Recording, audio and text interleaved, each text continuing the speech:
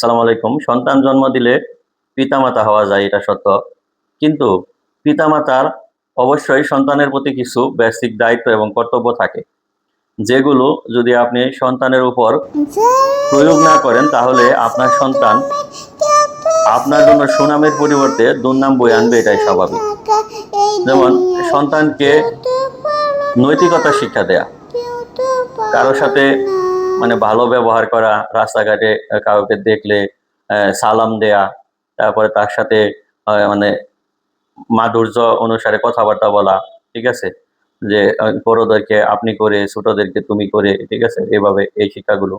তারপরে আরেকটা বেসিক যেটা আমি মনে করি সেটা হলো মসজিদে গেলে অনেকে দেখি যে অনেকের সন্তান একদম বড় হয়ে গেছে, ৫, ৭, ১০ বছর হয়ে গেছে। কিন্তু তাদের যে আচরণগুলা, ধরুন যে তাদের জামা কাপড় থেকে শুরু করে তাদের মসজিদে নামাজ বা কথাবার্তা, নামাজের যে শিক্ষণীয় বিষয়গুলো, এগুলো দেখে মনে হয় যে এ ফ্যামিলি থেকে আসলে ওই শিক্ষাটি পায়নি।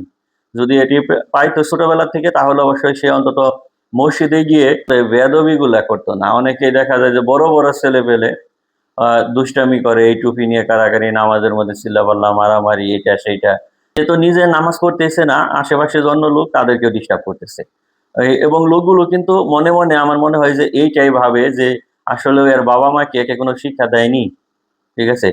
তো আমি অনুরোধ করব অন্তত আ আমরা যারা বাবা-মা, যাদের ঘরে ছেলে-মেয়ে বা সন্তান আছে, তাদের অন্তত এই ইসলামের যে এই নৈতিক শিক্ষাটা, এটা যেন অন্তত আমরা দেই।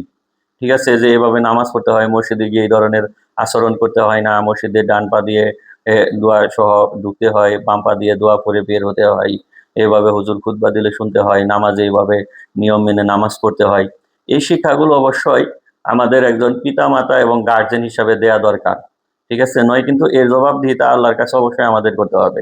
আপনি ইহকালে যেমন দুর্নামের ভাগী হচ্ছেন, পরকালেও আপনি অবশ্যই এই দুর্নামের ভাগী এবং এই পাপের সাজা আপনাকে ভোগ করতেই হবে। আপনি যদি আপনার নৈতিকতা অনুসারে সন্তানকে শিক্ষা দেওয়ার পরে সে বেয়াদবি করে বা এগুলো না মানে, সেটার জন্য আপনি আল্লাহর কাছে অন্তত বলতে পারবেন যে আপনি চেষ্টা করেছেন, আপনি পারেননি। ঠিক আছে? আর যদি না দিয়ে সন্তানকে এভাবে বিপথগামী করে ফেলেন তাহলে কিন্তু এই মানে ফলটা আপনার নিজের ভোগ করতেই হবে। এইজন্য আমরা সবাই সচেতন হই। আল্লাহ হাফেজ।